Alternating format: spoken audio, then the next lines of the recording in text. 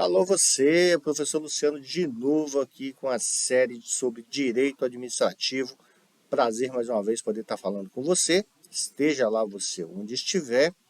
Bom, hoje falaremos sobre a classificação e formas de gestão do serviço público. Então vamos lá, a classificação do direito público. Então, os serviços públicos são aquelas atividades que o Estado deve desempenhar em prol da coletividade, em benefício dos cidadãos, por ele administrados. São serviços que podem ser prestados diretamente pelo ente estatal ou ainda por particulares que obtenham a anuência daquele para que exerçam essas atividades tipicamente estaduais. A gente viu nos vídeos anteriores aí, né? Através de concessão, é uma das formas aí, né? Onde tem que haver uma licitação e tudo mais. Tem, então, uma concorrência para quem vai poder estar exercendo aí essas atividades, aí os particulares que gostariam de exercer tais atividades. Bom, classificação de acordo com Carvalho 2016. Então, ele traz aí serviços individuais ou gerais. Então, os serviços single são aqueles destinados à coletividade, mas que podem ter sua utilização de forma individual. É possível fazer a medição da quantidade usufruída por cada um dos usuários, embora o serviço seja prestado a todos indistintamente. Cobram-se tarifas ou taxas para sua utilização. Bom, os serviços universe não podem ter sua utilização dividida. Não é possível calcular o quanto cada pessoa utilizou daquele serviço. Então, né, aquela história, serviço que pode ser medido, serviço que não dá para ser medido. Bom, por exemplo, vamos dar um exemplo aqui, né? Iluminação pública. Como é que eu vou descobrir quanto cada um usou de iluminação pública? Quanto tempo você ficou ali debaixo, ali vendo? Já no serviço de saúde, já dá para a gente ter uma ideia de como as pessoas utilizaram aquilo. Então, a gente tem aí, né, por conta de CPF, né, professor, mas nem todo mundo tem CPF, chega lá de gente e tal. Ok, mas a maioria tem CPF, você tem um registro, você tem um cartão de saúde, que agora está digital, você tem app, para saber o que você já fez aí. Bom, serviços compulsórios e facultativos. Então, o Carvalho 2016 afirma que os serviços compulsórios são aqueles essenciais aos cidadãos. Cobra-se ainda que a pessoa não os utilize, apenas por serem disponibilizados, de modo que não se pode recusá-los. Exemplo aí do que eu já citei, a iluminação pública. Ah, não, me recuso, não quero. Não, você vai ser cobrado, quer queira, quer não, use ou não. Serviços facultativos são os que, apesar de terem como objetivo os interesses da sociedade, podem ou não ser utilizados. Assim, só haverá cobrança pelo serviço que for de fato prestado, né? Às vezes você tem que pagar lá uma taxa para pegar um documento, e aí você só paga se você quiser, né, pegar o documento. Mas está lá disponível, você pode usar, mas eu não quero usar, não preciso, não vou pegar, e aí fica para lá, né? Não precisa. Tem também os serviços próprios, aqueles serviços que podem ser prestados apenas pelo próprio Estado ou ainda por particulares por meio da delegação, que pode ocorrer mediante concessão ou permissão, como a gente já falou anteriormente. Serviços impróprios, os serviços que, apesar de serem de interesse da coletividade, podem ser executados por particulares, mesmo sem a delegação do Estado. Haverá apenas uma fiscalização por parte do ente estatal no que diz respeito à execução do serviço público. Por exemplo, né, a gente tem escolas, né?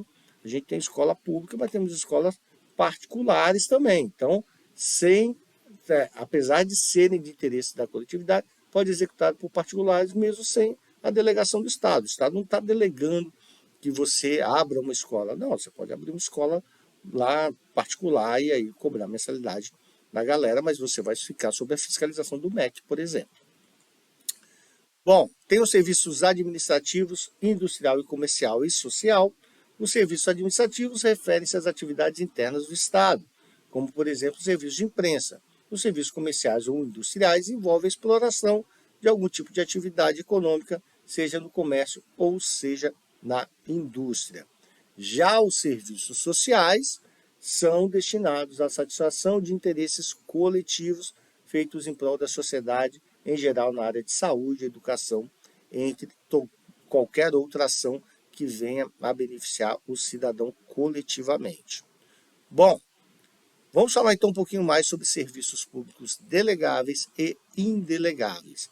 Então, para o Estado, é interessante a possibilidade de outorgar ou delegar a competência para execução de serviços públicos, pois os executores são, em geral, especializados naquele tipo de serviço e poderão prestá-lo com muito mais eficiência, quiçá com maior celeridade. Então, toda vez que é uma delegação é porque tem alguém que faz melhor aquilo ali do que a gente, né? E aí a gente delega.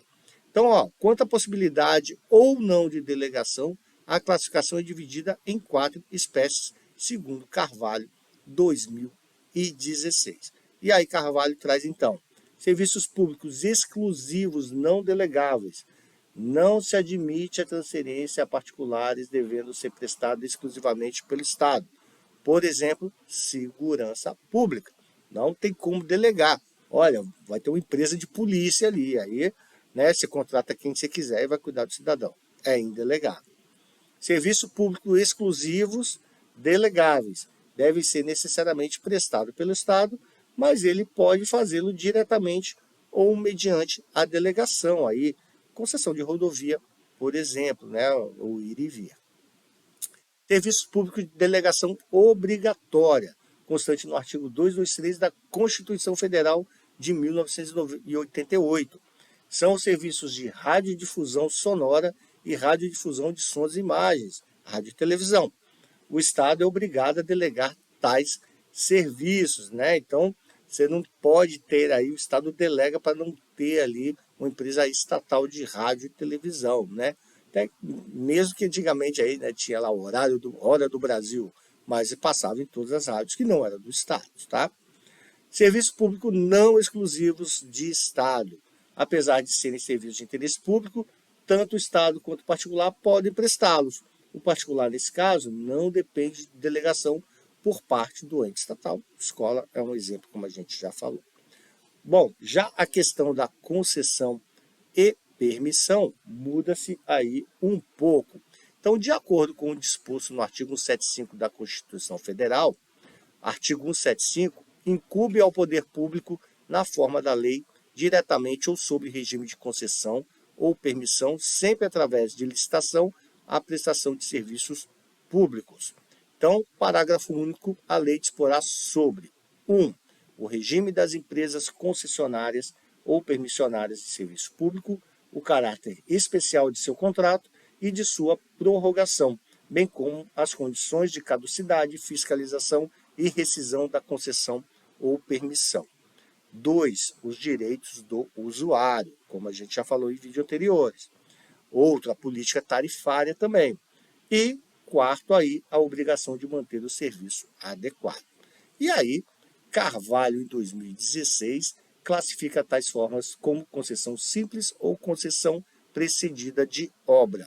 E aí, na concessão simples, os contratos são executados por conta e risco do particular, mediante licitação, na modalidade concorrência, com a cobrança de tarifas dos usuários.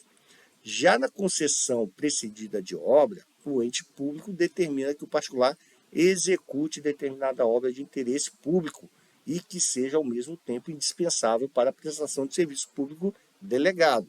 O particular atuará por sua conta e risco, conforme dispõe a legislação, mas será remunerado posteriormente pela exploração do serviço ou da obra. Ou seja, nenhum você pode fazer para ganhar dinheiro com aquilo. Ah, eu quero criar uma ponte aqui porque vai melhorar e é problema meu. Agora tem outro que o Estado vai falar, você tem que fazer a ponte. E aí você vai cobrar, mas você tem que fazer a ponte. Então essa aí que são as diferenças. Então, a permissão do serviço público, conforme a Lei 8.987 de 95, é a delegação a título precário, mediante licitação da prestação de serviços públicos, feita pelo poder concedente à pessoa física ou jurídica que demonstre capacidade para o seu desempenho por sua conta e risco. Carvalho, em 2016, elenca algumas das principais diferenças a serem observadas entre os contratos regidos pela lei, que são os seguintes: modalidade licitatória, enquanto a concessão de serviços públicos deve ser feita após licitação pela modalidade concorrência, a permissão, embora deva ser precedida de licitação, admite outras modalidades a depender do valor do contrato. Existe o contratado. A concessão somente é feita a pessoas jurídicas ou consórcios de empresas, enquanto a permissão pode ser celebrada com pessoa física ou jurídica. Permissão de vender alguma coisa, por exemplo, numa feira. Temos aí a autorização legislativa. A concessão necessita de lei para sua autorização, ao passo que na permissão, salvo raras exceções, não é preciso legislação específica para dar uma licença para o feirante estar vendendo seus produtos lá na feira. Também seria um absurdo, né? Bom, galera, fico aqui mais uma vez. Não deixe lá, se inscreva no canal, dê o like, principalmente os seus comentários, para a gente saber se está no caminho certo, né? Se faltou alguma coisa, também se deixa lá, que a gente traz aí em vídeos posteriores. Fica aqui o abraço do professor Luciano, o meu até logo. Tchau, tchau.